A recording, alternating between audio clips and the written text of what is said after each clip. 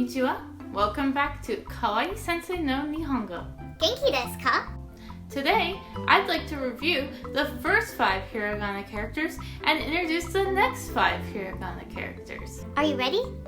The first 5 hiragana characters are a, I, u, e, o. A, I, u, e, o.